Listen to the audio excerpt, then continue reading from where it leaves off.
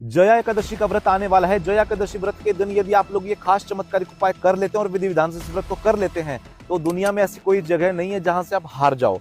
आपके ऊपर कोई मुकदमा केस चल रहा है या आपके अपनों के ऊपर कोई मुकदमा केस चल रहा हो तो आप अपने लिए या फिर उनके लिए खास चमत्कारिक उपाय जरूर कर लेना। आपको बहुत शीघ्र रिजल्ट देखने को मिलेंगे। सबसे पहले इस वीडियो को सेव करके फॉलो कर लेना, क्योंकि दोबारा ये खास जानकारी आपको मिलने वाली नहीं है। और हमारे द्वारा कोई भी रिचुअल या फिर अपनी जन्म कुंडली आप दिखवाना चाहते हो तो हमारे ऑप्शनल नंबर 7876302166 इस नंबर पे व्हाट्सएप पे मैसेज करिए, अपनी बुकिंग ले लीजिए और डायरेक्ट हमसे कॉल पे बातचीत करके अपनी हर समस्या का समाधान आप लोग प्राप्त कर सकते हैं। देखिए, सबसे पहले उदया तिथि के अनुसार 29 जनवरी को यह व्रत रखा जाएगा, क्योंकि 28 जनवरी को शाम को 4:35 पर जया एकादशी प्रारंभ होगी और 29 जनवरी को दोपहर 1:55 तक संपन्न हो जाएगी। इस दिन सवेरे जल्दी उठिएगा और ठाकुर जी की सेवा करके आपको ठाकुर जी का पंचामृत से स्नान करवाना है या आपके जो भी आराध्य देवता हैं उनका स्नान करवाना है। उसके बाद पीले रंग का अथवा लाल रंग के आसन पर बैठ करके जिनके ऊपर केस चल रहा है, जिनको कर्जे की प्रॉब्लम है,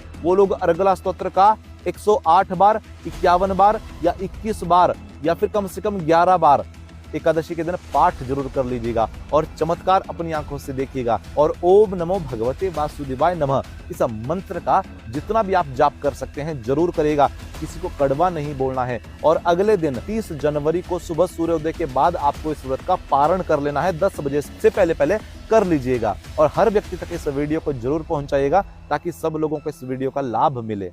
राधे राधे।